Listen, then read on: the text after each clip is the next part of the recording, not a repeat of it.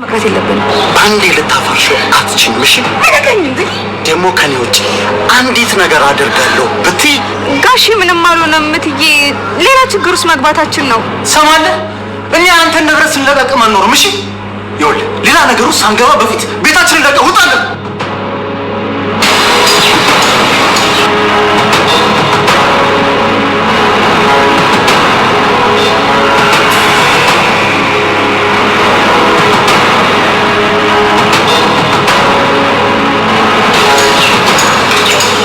ምንድነው ቅዱሴ? የምን ወረቀት ነው? እኔ ምን አውቃለሁ? ሰጡኝ ሄደው። ለምን ያደረግሽ ነው? መልሽልኝ እንጂ። አንተ ዝም ብለህ ማንም ተነስቶ ወረቀት ሲሰጥህ ትቀበላለህ እንዴ? የሆነ ችግር ቢኖርበትስ? ካሌብ ካሜሉ ራስ ላይ እየወረደ አይደለም። የራሴ አደርግሻለሁ እንዳላት ወረቀቱንም ለቅዱሴ ልኮለታል። ቅዱሴ እጅም እንደገባ ሜሉ በፍጹም አታነበውም። እኔ ቀናችንን ተደስተን ነው እየሳቅን እንድናሳልፍ የምፈልገው። ስለዚህ በዚህ በምናምንቴ ወረቀት ቀናችን እንዲበላሽ አልፈልግም ትለዋለች። እንዴት ነው በዚች በማይረባ ወረቀት ቀናችን የሚበላሸው? እኔ ሳላነበብ እንዴት ነው ቀናችን የሚበላሸው? በፍጹም ችግር የለውም ሲላት፣ አይ አታነበውም ና እንሂድ ብላ ወደ መዝናናት ይዘውት ይሄዳለች። ካሌብም ከሩቅ ሆኖ እየተመለከታቸው ነበረ። ቅዱሴም ወረቀቱን ስላላነበበ እጅግ እየተናደደ ወደ ቤት ይሄዳል። ወደ ቤትም ከሄደ በኋላ መስከረምን ያስጠነቅቃታል።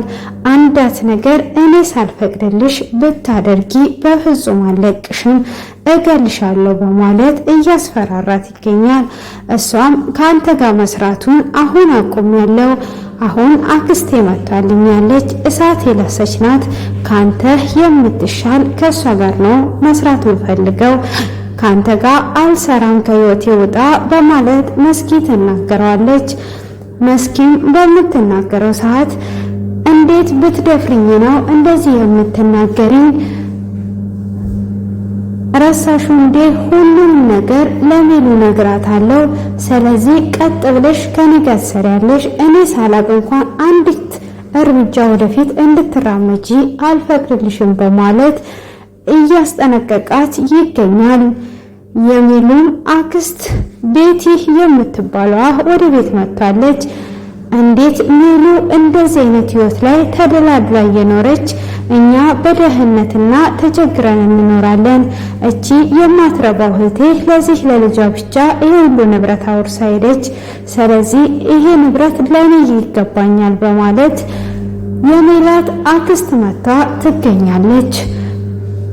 እሷም ወደ ቤት ስትገባ እጅግ በቁጣና ሳሪን እየተቆጣቻት ትገኛለች።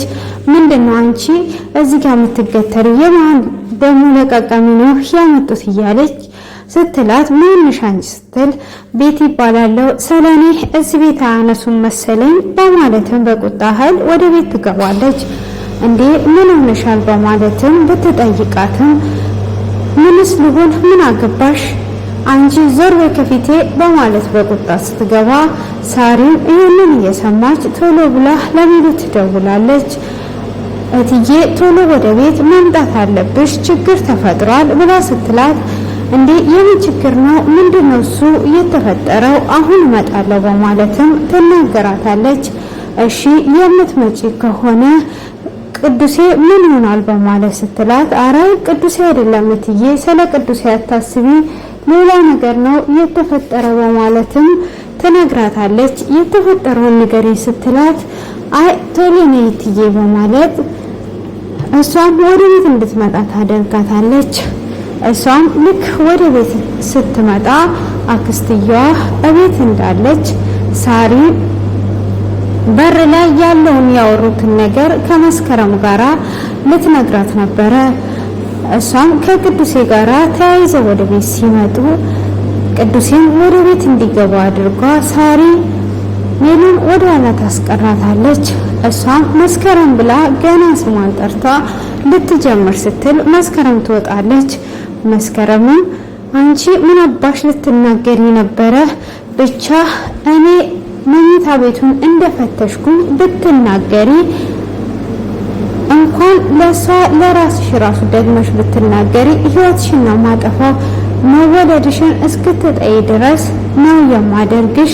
ምን ብትናገሪ አስበሽ ነው ብላ ትላታለች። ሳሪም ትደነግጥና አይ እኔ እኮ አክስቷ እንደመጣች ለነግራት እንጂ ሌላ ምን ነግራታለሁ ብላ ስትል አንድ ነገር ብትናገሪ እንደማለቅሽ ይሄንን ላስጠንቅቅሽ ብዬ ነው ብላ ታስጠነቅቃታለች። እሷም ሳሪም ቆም ትልና በፍጹም እንዲሳካላችሁማ አለቃችሁም በማለት ትላለች።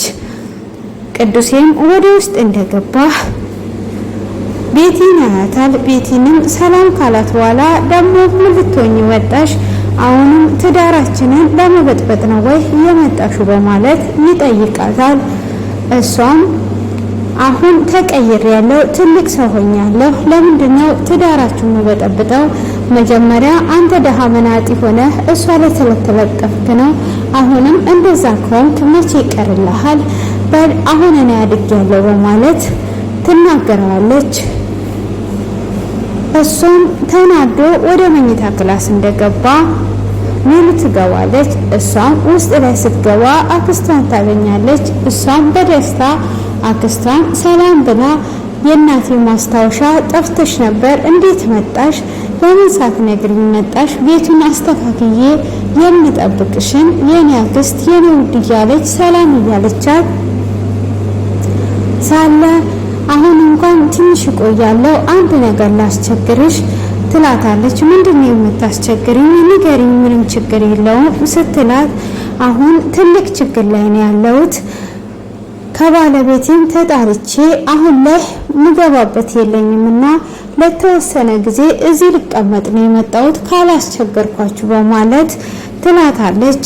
ቢሉም እንዴ ምን እያልሽ ነው ያለሽው? ይሄ እኮ ቤቱ ያንቺም ነው፣ እንዴት ትጠይቅኛለሽ? እኔ ደስተኛ ነኝ፣ እስከፈለግሽ ድረስ ተቀመጪ፣ ቅዱሴም ቢሆን ደስ ይለዋል ብላ ትላታለች። አይ አንቺን እንኳን አቅሻለሁ፣ ምናልባት ባልሽ ካልተመቸው ብዬ ነው፣ ደግሞ በጣም አምሮባቸዋል፣ ትዳር ተስማምቷቸዋል እያለች እያሞገሰቻት አይ እኔ ለቅዱሴ እነግረዋለሁ ብላ ትላለች። እሺ በቃ ልብሴን ልቀይር በማለት ወደ መኝታ ክላስ ከገባችን በኋላ ለቅዱሴ ያለውን ነገር ትነግረዋለች። አክስቴ ለተወሰነ ጊዜ እዚህ ለመቀመጥ ነው የመጣችው በማለትም ትነግረዋለች። ነው እንዴ? አዎ በማለትም ከነገረችው በኋላ እንደዛ ካልሽኝማ ችግር የለውም በማለት እሱም ከተናደደ በኋላ መጀመሪያ እንዴት እዚህ ትቀመጣለች ብሎ ሲላት አይ እንደዚህ ተቸግሬያለሁ ብላኛለች፣ ደግሞ እኮ ያኔ በችግሬ ጊዜ በአዘኔ ጊዜ እሷ ናት ያጽናናችኝ፣ የእናቴ ማስታወሻዬ ናት ብላ ስትለው በችግሯ ጊዜ ደግሞ ከጎና ለሆነ አይገባኝም ወይ ስትለው አረ ግዴታሽ ነው ሁሉ በቃ ትቀመጥ በማለትም ተናዶ ወደ ሻወር ቤት ይገባል። እሷም እሺ በቃ አንተ እንደዛ ካልከኝ ችግር የለውም ትቀመጣለች በማለትም እሷን ልብሷን ለብሳ እነሱ እንደዚህ ቤቱን ሊካፈሉና ንብረቷን ሊወርሷት እንደመጡ የምታውቀው ነገር የለም። ሆኖ ቅዱስም ደግሞ ባይወድም እሷ ስለፈለገች ብቻ እሺ ብሏታል። ሆኖ ቤቲና መስከረም እንግዲህ አሁን ላይ እየዶሉ ይገኛሉ። እንዴት አድርገን ነው ይህንን ንብረት በምን አይነት ነው የምንወስደው? ስለዚህ ሁሉንም ነገር እናስተካክላለን በማለትም ካሌብንም ፋይሉን እዚህ ቤት ውስጥ ፈልጌ ሰላጣሁት፣ አንተ መስሪያ ቤት ውስጥ ፈልግና ፋይሉን አምጣልኝ፣ አንተም የምትፈልገውን ነገር አደርጋለሁ። ይህን ንብረት እኔ መውረስ አለብኝ፣ አንተ የምትፈልገው ሜላትን የግል ለማድረግ ነው፣ እኔ ደግሞ ይህንን ንብረት ለመውሰድ ነው ትላለች። እሱም ስልኩንና የኪስ ቦርሳውን ስላሰረቁት በዛም እየተናደደ ይገኛል። በመጀመሪያ ምንም የእርቃን ፎቶ ይዞ እያስፈራራት ነበረ። ያንንም እንድታደርግ ያረጋት በመጠጥ አጠጥቷት ነበር። በድጋሚ እንግዲህ ሳሪንም ሆነ መንገድ ላይ ሲያገኝ ሜሉንም ቦርሳዬንና ስልኬን ስጡኝ፣ ንብረቴን ስጡኝ እያላቸው ስለነበረ መስከረምም ይሄ ነገር በእነሱ እጅ ስላለ እኔ ይሄን ስልክ ፈልጌ እሰጥሃለሁ፣ አንተ ግን ፋይሉን ፈልገህ ከመስሪያ ቤት አምጣልኝ ብለው ነበረ። እሱም እስካሁን ድረስ ስላልሰጣት አንተ ወንድ ትባላለህ ወይ? አንተ የንክብቅ በቃነህ። ስለዚህ ከአንተ ጋራ በፍጹም አልሰራም። እኔ መስራት የምፈልገው ከቤት ጋር ነው ብላ ትላለች። በፍጹም እንደዚህ እንድታደርጊ አልፈቅድልሽም። እንዴት ሆነሽ ነው ከሷ ጋራ የምትሰሪው? ቀጥ ብለሽ ከኔ ጋር ነው የምትሰሪው። ስለዚህ አሁን የምልሽን ሁሉ ታደርጊያለሽ ይላታል። እኔ አላደርግም ብላ ስትለውም ጸጉሯን ወደኋላ ይዞ አንዲት ነገር ብትናገሪ፣ አንዲት እርምጃ እንኳን ብትአልፊ አልለቅሽም በማለትም ማስጠንቀቂያ ሰጥቷት ይገኛል። እሷ ግን አሁን ከካሌብ ጋር መስራት አትፈልግም። አክስትየውም አንቺም ይሄ ንብረት ይገባሻል ትላታለች። እሷም አዎ ባትወልደኝም እኮ አሳድጓኛለች፣ ልጇ ነኝ። ስለዚህ ይሄ ንብረት ይገባኛል። እስካሁን ድረስ ዝም ብለናል። ስለዚህ አሁን አንቺም ይገባሻል፣ እኔም ይገባኛል። የእህቴ ንብረት እጅ ለእጅ ተያይዘን እቺ ልጅ ንብረቷን መውረስ አለብን። እህታችን ፋራ ስለሆነች ለሷ ሁሉንም ነገር ስለሰጠች እኛ በፍጹም መተው የለብንም በማለት እንግዲህ ሜላትን ባዶ ለማድረግ መስከረምና ቤቲ እየተመካከሩ ይገኛሉ። ካሌብም ንብረቷን ነበር የሚፈልገው። ንብረቷን እራሷንም መጀመሪያ ሚስቱ ስለነበረች ያኔ ግን እግሩ ላይ ወድቋ ስትለምነውና ስትማጸነው በፍጹም ዓይንሽን ማየት አልፈልግም ያላት አሁን ላይ ንብረቶቿንም ስለሚፈልግ አውቆ ከመስከረም ጋር ሆኖ ንብረቱንም ለመውረስ ነበረ። ከዚህም በፊት እንዳየነው ንብረቶቹን ከወሰድኩኝ በኋላ እሷን ጎዳና ላይ አውጥቼ ጥላታለሁ እያለ ነበረ። ስለዚህ አሁንም የሚፈልገው እሷን ሳይሆን ንብረቱን ነው። ንብረቱን ካገኘ በኋላ ሁሉም ፋይሉን በእጁ ካስገባ በኋላ ሜሉን ጎዳና ላይ አውጥቶ እንደሚጥላትም እየተናገረ ነው። ሆኖም እሱ ግን እንደሚያፈቅራትና እንደማይተዋት ነው ለሰው የሚነግራት። እኔ ህይወቴን ልኖርበት እባክህ ተወኝ ብላውን ብትማጸነውም በፍጹም አልተውሽም እያላት ይገኛል። እሷም ከስልክ ውስጥ ድሌት አስደርጎ ስልኩ እንዲሸጥም ስልክ ቤት ሰጥተዋለች። እሱ ግን ኮፒ ያለኝ እያላትም እያስፈራራትም ቢገኝ ምንም ነገር ሳይመስላት በጭካኔ ሄዳ ሰጥታለች። እሱም በተደጋጋሚ ቤት እየመጣ ንብረቴን አምጡ በሚል ሰዓት ቅዱሴን ያንተን ንብረት የምንወስድበት የለም እያለውም እያባረረው ነበር። እዚህ ቤት እግር እንዳይደርስ እንዴት አታፍርም ወይ ይለዋል። እንግዲህ ለሜሉ ያረገዘችው መጀመሪያ ለካሌብ ነበረ። ያንንም በመመረዝ ልጇን አስወርዶባታል። እሱም ቅዱሴ የሱ ልጅ እንደሆነ ነው የሚያውቀው። ልጄን ገደልክ፣ አሁን ደግሞ ምን ፍለጋ ነው የመጣኸው እዚህ ቤት? ዓይንን አጥበህ እንዴት አታፍርም ወይ በማለትም እጅግ እየተቆጣውና እየተናገረው ይገኛል። ሆኖም እሱ ግን ሳያፍር እንደዛው እየተመላለሰ ነው። ሆኖም ዛሬ ላይ ደግሞ በስተመጨረሻ እንደው ካልሰጣችሁ ከዚህ ቤትም አልሄድም አልተዋችሁም በማለት ወደ ቤት መጥቶ የታለች ሜሉ ንብረቴን ስጡኝ በማለት ቤት ውስጥ እየጮኸ እያለ ቤቲም ነበረች። ቤቲም ምንድነው እሱ ማነህ አንተ ብላ ስትጠይቀው እኔ ጓደኛዋ ነኝ ብላ ይላል። ካዳ ምንድነው ዘው ብሎ መግባት አንድ ቤት ዘው ብሎ መግባት ይቻል ይመስልሃል ወይ ስትል ባኪ ዞር በይ፣ እኔ የመጣሁት ንብረቴን ፈልጌ ነው፣ ንብረቴን ስጡኝ ብያለው ስጡኝ ይላል። ከዛም ቅዱሴን መኝታ ቤት ነበረ። ከመኝታ ቤት ሲወጣ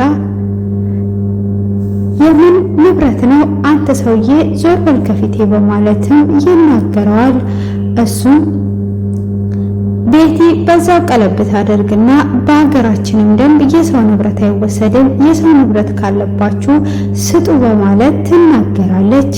እሷም እንደዛ ብላ በምትናገር ሰዓት ንብረቴን ስጡኝ ነው ያልኩት ብሎ ሳሪንም አፍጥጦ ሲይዛት ሳሪን ሮጣ ምንድነው ካለ ምንድነው ስትል አንቺም ተባባሪ ነሽ፣ ስለዚህ ንብረቴን አምጡ አለቃችሁም በማለት ሲል ቅዱሴም ቀጥ በልና ከዚህ ቤት ውጣ፣ እኛ ያንተን ንብረት ለቃቃሚ አይደለንም በማለት እያስጠነቀቀው ክፍሉ በዚህ ተጠናቋል።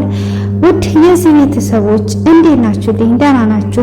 ሰላማችሁ በጥፍ ይብዛላችሁ እያልኩኝ ለዚህ ቤት አዲስ የሆናችሁ ሁሉ ሰብስክራይብ እና ላይክ እያደረጋችሁ ሼር እያደረጋችሁ እንድታበረታቱኝ ስል በአክብሮት ጠየቅኳችሁ። ስለምታበረታቱና ስለምትከታተሉ ከልብ እያመሰገንኩኝ በቀጣይ ክፍል እስክንገናኝ ድረስ መልካም ቆይታ ይሁንላችሁ።